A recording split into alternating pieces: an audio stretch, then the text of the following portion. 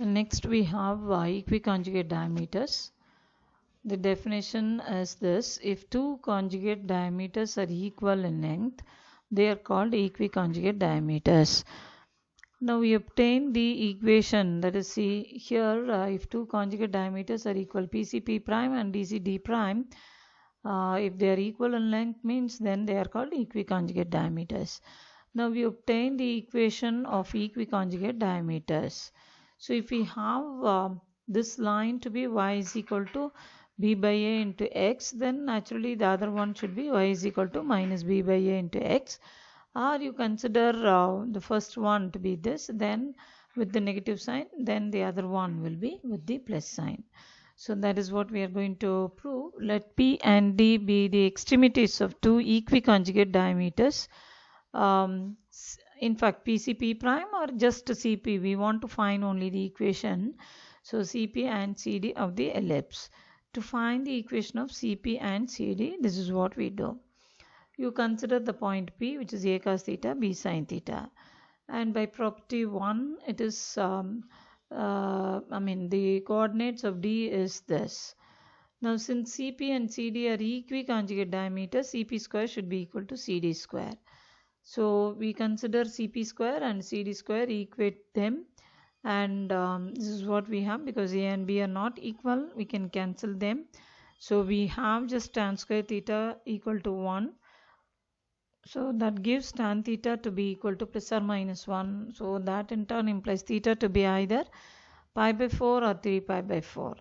Now if you consider equation of CP, C is 0, 0 and P is a cos theta, B sin theta. So you have y minus 0 by B sin theta minus 0, and this is what we have. Or in other words, we have y to be B by A tan theta into x. But tan theta is plus or minus 1, so you have this. So y is equal to plus or minus b by a into x. Now similarly, equation of CD, we have the same procedure. We have C and D, coordinates of D are known. So making use of that, we get the equation of CD to be like this. Already one minus sign is there, so it becomes minus or plus. So equations 2 and 3 represent equations of equiconjugate diameters, this one and this one. Now we notice that the equation of equiconjugate diameters is nothing but the equation of the diagonal of the rectangle formed by the tangents at the four vertices of the ellipse. You have the four vertices of the ellipse to be a0 minus a0, b0. See, if we consider an ellipse,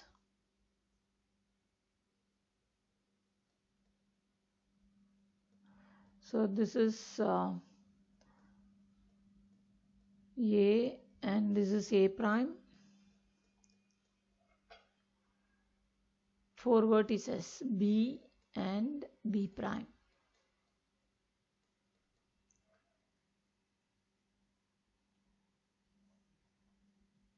You consider the tangent at the four vertices. So you have one tangent, then another tangent, and here one,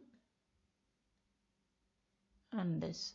So this rectangle we have, and this is its diagonal.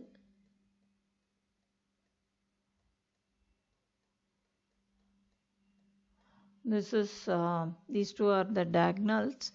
So what is said here is the equation of the equiconjugate diameters is nothing but the equation of the diagonal of the rectangle formed by the tangents at the four vertices. Now two equiconjugate diameters CP and CD are equally inclined but in opposite senses to the x-axis. So this is we have, and this one this side. So equally inclined, but we have in opposite sense. Now length of each equiconjugate diameter. See, if we consider this point, this is the point P and this is the point P prime. The length of this is PCP prime, which is the C being the midpoint. We can even write it as 2 times CP. So we want actually the length of equiconjugate diameter.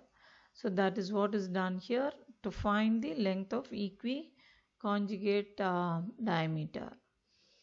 So it is twice Cp. So Cp we know that it is a cos square root of a square cos square theta plus b square sin square theta. And already for conjugate equiconjugate diameter we have established that theta to be pi by 4. So you can replace your theta by pi by 4. So you have a square by 2 plus b square by 2 under the radical sign with 2 times outside, and this on simplification, or rather when this is brought inside. So 4 divided by 2 you have, so 2 times of this.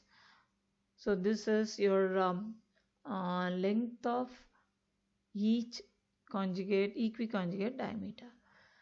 Now the combined equations, see separately we have the equation to be x by a minus y by b equal to 0, and the other one x by a plus y by b equal to 0. So if you want to combine these two, then this is the combined equation. Now we will have certain worked out problems. In the first one, find the length of, the first one we are going to find the length of semi-diameter conjugate to the diameter y is equal to 3x in the ellipse. Now first we will bring the ellipse in the standard form so that a square and b square will be known easily. So in this case divide throughout by 36. So this is what you have, from which a square is 4 and b square is 9. Let y is equal to mx be the diameter conjugate to y is equal to 3x. Now diameters are lines passing through origin. So we consider y is equal to mx to be the diameter conjugate to y is equal to 3x. Then slope of this and slope of that, 3m. 3 is the slope of this line and slope of this is taken as m. So 3 times m is minus b square by a square. That is minus 9 by 4. So 3 times m is, this means m is equal to minus 3 by 4. So the equation of the conjugate diameter will be y is equal to minus 3 by 4 into x. Now let P be the point of intersection of 1 and 2. Then solving those two equations, this is what we get. Therefore, the point P is 4 by root 5 minus 3 by root 5. Now the length of the semi-diameter conjugate to the diameter y is equal to 3x is Cp, which is the distance between the center and the point P. So we'll have to substitute the values and just see what is the distance. Now the second one is in the ellipse. You are given an ellipse. You are asked to find the equation of the diameter conjugate to the diameter. One diameter is given. Y is equal to minus x. So you have this. We have x square by 3 plus y square by 3 by 2. So this is the equation of the ellipse. One diameter we are given, y is equal to minus x. So that means this is given. We are asked to find what is this. So we know that when we consider the product of the slopes is minus b square by a square. So you have, using that, a minus m to be minus 3 by 2 by 3, and therefore m is half. Hence the equation of the conjugate diameter is this. Now the next one is prove that the polar of any point on the diameter of an ellipse is parallel to the conjugate diameter. We are given the polar of any point on the diameter. So you have two diameters. You consider any point on the diameter. Prove that the polar of this somewhere here if we have, and the diameter is parallel to the conjugate diameter. So what we are trying to prove is, see, you cannot, and just when you consider any point, polar, if the pole is inside, then polar will be outside.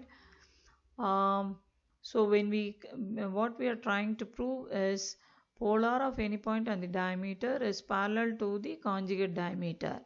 So for this diameter, this is the conjugate diameter. So we'll have to have our polar of this point to be somewhere like this, so that these two will be parallel. So this is not the case. So what we do is we consider x1, y1 to be any point on the diameter, y is equal to mx. Then once pole is known, polar is to be written, slope of the polar is known. Now if we compute the conjugate diameter's slope, if we are able to have both of them to be the same, then we can have those two to be parallel. Now since x1, y1 is a point on the diameter y is equal to mx, we have m to be y1 by x1.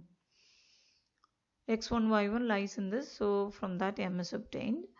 Now if y is equal to mx is the diameter conjugate to y is equal to mx, then product of the slopes is minus b square by a square, or in other words m1 is this and m is already obtained as this, so we have mm1 to be equal to minus b square x1 by a square y1. So the slope of the conjugate diameter from that is given by minus b square x1 by a square y1. So from 1 and 3 we see that the polar of any point on the diameter is parallel to the conjugate diameter.